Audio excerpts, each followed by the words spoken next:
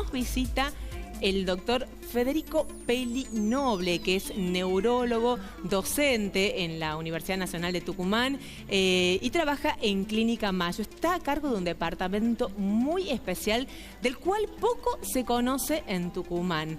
¿Qué tal? Bienvenido, doctor, un gusto. Doctor. Buenas tardes, gracias por la invitación, sí. Un gusto. Bueno, este departamento de neurociencias, ¿qué significa tener un departamento de neurociencias en Clínica Mayo y en Tucumán particularmente? Bueno, en realidad uno se tiene que hacer la pregunta, ¿cuál es el impacto, digamos, de las afectaciones del sistema nervioso en una población? ¿Y cuál es la necesidad del medio para sobrellevar este impacto? Bueno, uno sabe que el 35% de las personas tienen una afectación neuropsiquiátrica. O sea, neurológica 15, psiquiátrica 20, es un 35%, o sea, un porcentaje alto. De ahí en más, la necesidad está, y la necesidad de un departamento de neurociencia con todos sus servicios, con todas sus unidades, para que cada individuo que integre el equipo aporte en la solución de un paciente problema. Entonces, muchas veces uno ataca el problema en forma indivisa, en cambio, cuando hay un problema, todos actúan. Entonces, el Departamento de Neurociencia de la Clínica Mayo es de hace 2 años, se conforma por distintos servicios, ¿no? Servicio de neurocirugía, servicio de neurointervencionismo, servicio de neurointensivismo, servicio de neurología clínica, servicios y diferentes servicios que van a hacer a la atención del paciente, tanto en estado crítico como en el postcrítico. Entonces, lo más fundamental fue conformar el equipo. Actualmente somos alrededor de 15 personas que trabajamos en el equipo global. Neuroimágenes es otra parte importante, y diferentes servicios que actúan en conjunto. Digamos que la clave de esto es saber que en caso de un accidente cerebrovascular, por decir algo, o en caso de algo más simple, ¿no? Como una migraña persistente o dolores intensos de cabeza, o tal vez la sospecha de alguna enfermedad como Parkinson, Alzheimer, uno tiene a dónde dirigirse en forma centralizada todos estos servicios. Tal cual. O sea, un ACV, que la gente llama un ataque cerebral, tiene la posibilidad de llegar a la Clínica Mayo. Tenemos servicios de neurología y de neurocirugía las 24 horas del día, la semana entera y el año entero. Y en un ACV el tiempo es lo más importante, ¿no? El ACV tiene ventanas, o sea, por eso cuando uno detecta un síntoma de déficit en el sistema nervioso, llámese lenguaje, llámese visión, llámese la parte motriz, debe convocar, asistir a un servicio que detecte, y tiene un plazo de 3 a 4 horas, ¿no es cierto?, que es el servicio para asistir. Entonces hay una unidad que tenemos en la Clínica Mayo, un lujo, que es una unidad de ACV. O sea, se atiende al paciente tanto en el periodo de 3-4 horas, en donde se hace una terapéutica específica para, si el paciente entra en las características, se trata. Y después otra ventana de 4 a 8 horas, ¿no?, que entran los neurocirujanos, los neurointervencionistas, con otras técnicas. Entonces, el ACV, tenemos un ACV cada 4 minutos. O sea, ya en los 4 minutos que ya hemos hablado, ya hay un ACV. Qué bárbaro. Es mucha la cantidad. Entonces, y no solo ACV, que obviamente esa unidad de stroke o unidad de ictus es fantástica, funciona muy bien, está muy aceitado el equipo para atención, para discusión, tratamiento. También otras cosas más. Por ejemplo, uno dice, tengo un traumatismo de cráneo, tengo un politraumatismo, tengo una crisis convulsiva, diferente. O sea, el servicio está armado para atender todo lo que sea agudo, posagudo y crónico. Y doctor, en lo que hace específicamente a su especialidad, que son demencias, entre estas Alzheimer, en esto también es muy frecuente, digamos, esta enfermedad. ¿Tenemos algunos signos tempranos para poder darnos cuenta o sospechar que un pariente cercano nuestro puede tener demencia? Bueno, voy a concluir la etapa anterior porque yo siempre dije departamentos, servicios y unidades. Las unidades, ¿no es cierto?, son unidades de especialistas en epilepsia, en neuromuscular, que es la parte del nervio periférico de músculo, unidades de demencia, unidades de epilepsia, unidades, o sea, son diferentes unidades que está conformado el departamento. Entonces, cada uno pone su conocimiento para esa patología. Entonces, tenemos también la parte de neuroinmunología, ¿no? A cargo una doctora que es experta en la parte de enfermedades desmielinizantes también, o sea que son esclerosis múltiple y otros. Así que bueno, ese es el departamento. El panorama en general. Claro, el panorama. Demencia es una parte, ¿no es cierto?, que uno puede tocar. Y bueno, la demencia uno sabe lo que es. La demencia es la pérdida de la habilidad en las actividades de la vida diaria de una persona, o sea, pierde la habilidad. Entonces, distinto de un olvido benigno, por ejemplo, ¿no?, que todos tenemos olvido, en este momento uno quiere conocer cosas, no se acuerda y después ¡pop!, salta. Bueno, mientras salte no hay problema. Cuando uno queda sin eso, bueno, viene un problema, entonces uno tiene que, y hay diferentes grises, ¿no? O sea, la demencia propiamente dicha, donde el individuo es inhábil para que, y un deterioro cognitivo leve. Entonces yo tengo un deterioro leve, noto que fallo en algunas cosas, soy hábil en la actividad, no tengo demencia aún. Entonces la pregunta es ¿cómo darme cuenta? ¿No es cierto? Bueno, es sencillo, uno puede hacer unas preguntas básicas, aparte que la familia se da cuenta que algo no anda bien, no anda bien.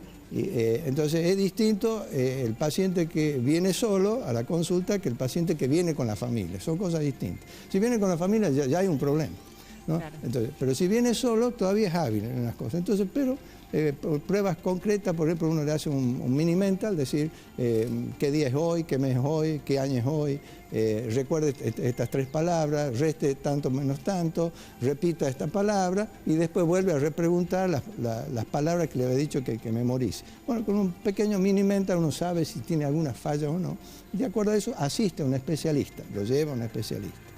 Doctor, perdón, Dani, sí, ¿no? Le quería preguntar si hay alguna edad temprana, tal vez indicado para uno empezar a hacerse chequeos en esto de la demencia que mencionaba usted. Sí, cuando llega un paciente, uno tiene que dividir los 60 años, 65 para arriba y los 60, 65 para abajo. Entonces, hay demencia de inicio temprano, de 65 para abajo, que generalmente, o sea, el 5% de las demencias, el 5%, o sea, de 100 pacientes, 5, tienen una carga genética dominante, ¿no? Entonces hay familias de demencia, entonces uno tiene que ver qué tipo de demencia.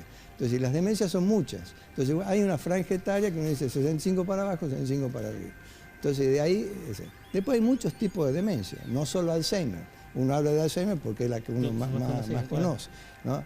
Pero tenemos la demencia vascular, cuando hay infartos cerebrales, o hay lo que se llama un envejecimiento del cerebro, la enfermedad a cuerpo de Lewy, que es otra enfermedad, o sea, otra que puede ir a una demencia, demencias reversibles también, por ejemplo, una persona con problemas de tiroides, o sea, hay un hipotiroidismo severo, ¿no? Puede dar un deterioro mental, que el paciente está como aplastado, ¿no?, como planchado, uno detecta con el dosaje de tiroides y trata.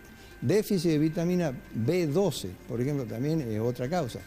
Aumento del líquido en el cerebro, también es otra causa, que es la hidrocefalia a presión normal. O sea, hay muchas demencias que actuando revierten, por ejemplo la tiroides, la vitamina B, la hidrocefalia, y hay otras, las degenerativas. La degenerativa, esa es la franja etaria para arriba de los 65 y por debajo. ¿Sí? ¿Qué tipo de tratamiento se hace para revertir una demencia? Porque uno piensa, tal vez la gente que no sabe o que no tiene tal vez el conocimiento de usted, lo primero que piensa es que la demencia es irreversible. Sí, o sea, el tratamiento, o sea, todos tenemos una persona mayor en la casa y nosotros mismos, yo ya soy una persona mayor, o sea, ustedes también van a ser personas mayores. Entonces, uno dice, ¿qué hago para evitar que llegue a eso? Bueno, siempre digo yo, actividad física, dieta sana, una vida sin manejar el estrés, evitar los factores de riesgo, hipertensión arterial, diabetes, sedentarismo, el sobrepeso. Entonces uno evita esos factores de riesgo y gana tiempo a la enfermedad. O sea, como dice, mens sana, incorpore sano. Entonces esa es la receta, por lo menos, y si yo tengo genéticamente la predisposición a través de ciertos estudios genéticos que se hacen por debajo de los 60 años, estudios de APO, de la proteína precursora de amiloide, la presinilina 1, la presinilina 2, o hago un paneo genético, porque actualmente se hacen los paneles genéticos, porque el Alzheimer es una degeneración, se dice que es un aumento de amiloide fuera de las neuronas y una proteína tau que está dentro de la neurona y un amiloide que está afuera. Pero ahora se sabe que hay otras proteinopatías, ¿no es cierto?, que también influyen, que tienen que ver con la inflamación del cerebro. O sea, son varios factores, entonces uno tiene que tratar de evitar los factores de riesgo, vida sana, y con eso ganaría, si es que tiene el gen, porque hay genes que están apagados y genes que se encienden. Uno puede hacer cosas que enciendan el gen, y hay muchos genes, ¿no? Entonces de pronto se enciende el gen y aparece la enfermedad, ¿no? Entonces, en realidad estas enfermedades tienen un tratamiento paliativo normalmente, para disminuir los síntomas, intentar, digamos, llevar una vida dentro de todo lo mejor posible, ¿no? Sí, cuando uno detecta un deterioro cognitivo, uno tiene herramientas. Entonces dice, bueno, uno ve, valora. Uno dice, por ejemplo, tengo la glucemia alta, ¿qué hago? ¿Tendré una diabetes o no? Bueno, me hago una hemoglobina glicosilada. ¿Está alta la hemoglobina glicosilada? Ya es otro predictor. Me hago una insulino resistencia, me hago una tolerancia de glucosa y me confirma la diabetes. O sea, yo tengo predictores. Para demencia tipo Alzheimer, si estamos hablando de eso estrictamente, sí, yo tengo predictores. Por ejemplo, yo hago estudios estructurales, una resonancia magnética del cerebro, veo ciertas áreas del cerebro que están vinculadas con la memoria, como los hipocampos, veo áreas frontales, si hay una pérdida de volumen de área de ciertas células, ya es un predictor. Entonces, me baso en los predictores. Bien. Electroencefalograma, estudios estructurales. Hay estudios que se hacen para ver la cantidad de amiloide que tiene el cerebro, que es una peta-amiloide. Estudios, por ejemplo, genéticos por debajo de los 65 años, diferentes tipos de estudios como predictores, ¿no? Para resumir, podríamos decir que no hay que tener miedo a un examen neurológico, ¿no? Porque la gente por ahí, como que las enfermedades neurológicas a veces tienen tanta complejidad que la gente se tarda en hacer la consulta, Tal ¿no? cual. O sea, el 35% de las personas, de 100 personas, 35 tienen enfermedades neuropsiquiátricas. Entonces, no dejarse estar. Es alto el porcentaje, o sea, para salud mental es alto. Entonces, uno tiene que estar atento, consultar siempre, ¿no? Consultar siempre y que el especialista, por eso yo le hablaba de las unidades de epilepsia, unidades de demencia, unidades de neuromuscular, el especialista está en eso. ¿Lo evalúe? Claro, porque ya el neurólogo clínico, no puede abarcar todo. Tantas áreas, ¿no? Lo mismo que el clínico. Claro. ¿No? Uno dice, ¿dónde hay un clínico? Y no hay clínico. Entonces, el neurólogo clínico abarca, pero ya hay especialistas que aportan. Para cada sector. Sí, doctor, acuérdese de la TDP-33. Doctor, acuérdese de la tau fosforilada. Doctor, bueno, entonces todo es un compuesto. Por eso el departamento de neurociencia, cada uno aporta para la parte asistencial de un paciente que necesita. Muchísimas gracias, doctor, por la visita. Muchas gracias. Bueno, muchas gracias a usted. Sí. Pausa y ya volvemos con más.